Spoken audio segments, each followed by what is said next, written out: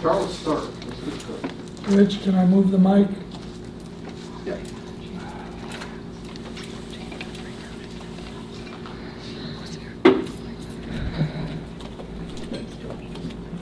There used to be feedback. Keep going on. Yeah.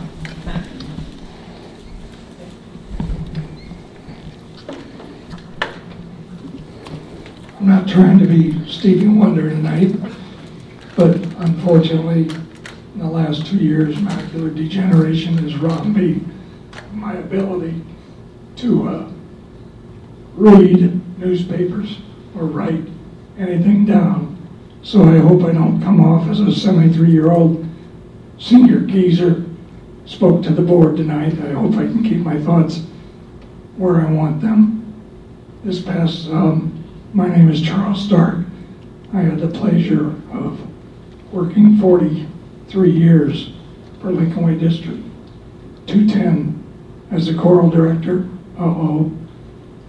as the attendance officer, and finally as the music department chairman for my last 5 years, and then going in as auditorium coordinator, finally turning in a box of keys in 2013. Couldn't have been in a better place for my entire career, plus 3 years downstate. You're faced with a very fine line between church and state. We already went against it tonight once by saying one nation under God, what this country was founded on.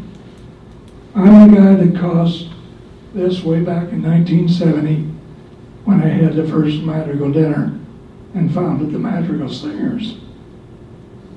In 1971, I went to some local churches, and asked for help from some of the parents or constituents in our community to make us costumes, help us really get this thing off the ground. I had many come forward. In thanks for doing that, the following year, we sang at some local churches. Not as part of the service. I don't consider it part of the service. I don't know exactly everything that's going on now with the directors, but if a student came to me during my years as Madrigal director for 21 years and said, Mr. Stark, my parents don't want me to sing at the Apostolic Church. My parents don't want me to sing at Seventh-day Adventist. They don't want me to sing at the United Church of Christ. That was honored. It is a volunteer extracurricular thing. That was always honored. I think the directors that are now in place, aside from the new director at East that I do not know, I either hired or interviewed all of them down through the years. I think that would be a great loss by just saying you cannot perform in a church in our district. I would say back from 1970 to 1991, we performed in every church that wanted us in our district first. And it was a thank you to those parents that had come forward to help with the Madrigal Singers. If you're a member of the board and have not heard the Madrigal Singers, I encourage you to do so. They're a group of singers that could sing in a telephone booth. Give them a pitch pipe and away they go. They could sing in the Volkswagen, same thing. I think it would be a great loss for many people if we just blanket cut it out. And today in our society, there are so many people just picking at things in our culture, at things this country was founded on. One of them was religious freedom. At no time did I ever hear any minister, parishioner, or anyone else in any of the churches that we performed in our district try to get Johnny to come to our church because it's a great church. Don't go to the one you're going to, or if you're not, please come to ours. I never heard that. That was not the purpose of it. The students, yes, they're singing in a church. Sometimes many of the churches acoustically are better than the fine facilities that we have. And I performed in that auditorium. In the new one, I directed at East with my chorale, and I directed at West, both at North and at East. But many of the churches in our district, UCC in Frankfurt, the one in St. John's in Mokina, the little, I don't know if it's a Presbyterian church, white church down here in New Lenox, are better acoustically. The Madrigals have recorded in some of our churches for their CDs. What would be lost? What would be lost if they cannot do this anymore as part of a Sunday morning service would be that older person who can't drive at night to get to a Madrigal dinner. That person couldn't hear them. The students would lose out of that older person coming saying, I'm by myself, I have no relatives living with me, thank you for putting me in the holiday spirit. I used to sing, but it's nothing like what you did today. What else would be lost? The parent of a Madrigal singer who has been looking forward to their child singing in their church. What else would be lost? A young person, because many times, rather than sending the students off when I directed to Sunday school, they would keep the little kids and the teenagers there because they knew there was going to be songs of the season coming up. It would be that parent that sits around the table after their son or daughter has heard the Madrigal singers and says, you know, Dad, I'd really like to do that when I get in high school. And I know for a fact that I had kids tell me in 6th, 7th grade, after they heard the Madrigal singers sing at church, that's what they wanted to do. That's what they wanted to do in high school. The joy that is brought to the singers, the joy that is brought to the constituents, and these are constituents in Lincoln Way District 210, set us apart. Set Lincoln Way District apart because of our discipline, because of what we believed in, because of what the board has supported. And I did forget something. Thank you to all the board members, because I know many on this board have been through a lot, but I truly believe the little bit that I hear, you have turned things around.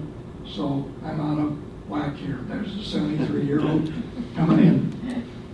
A lot would be lost.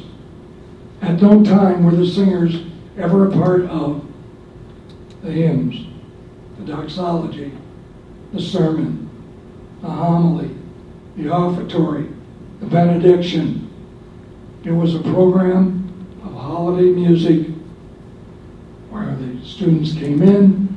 After all that was done, the students exited, anytime singing a religious number, a great and mighty wonder, a religious number, but I'm not saying that every student believes in what they're singing. There are students that sing the Hallelujah chorus, and they may not believe in what they're singing, but the experience of singing that number gives something to the body.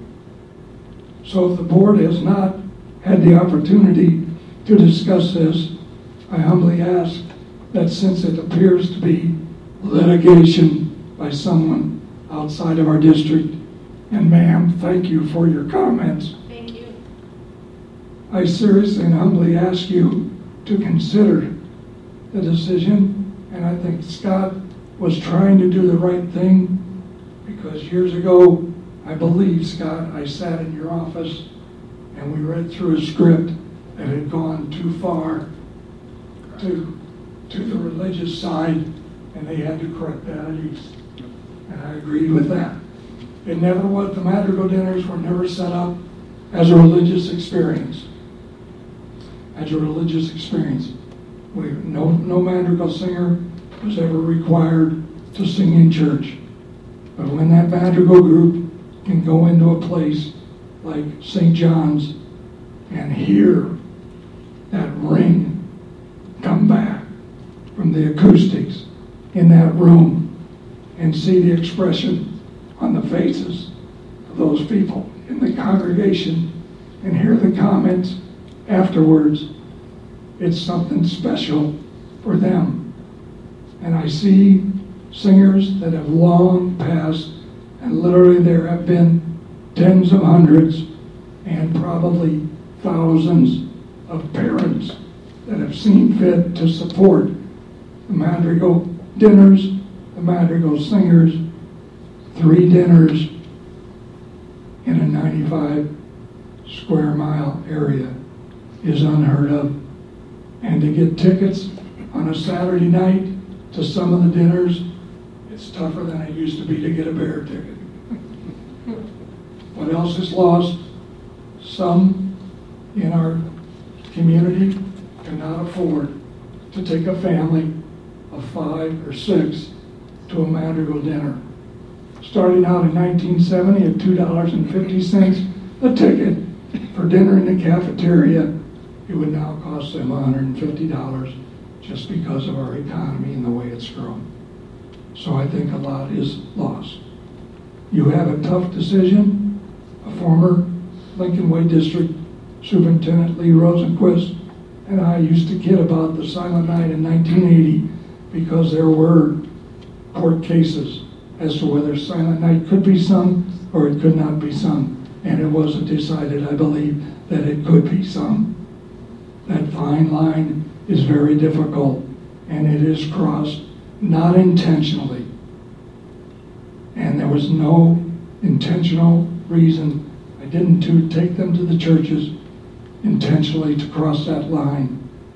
I took them as a thank you to the members of the various churches. And after that first year, needless to say, it caught on.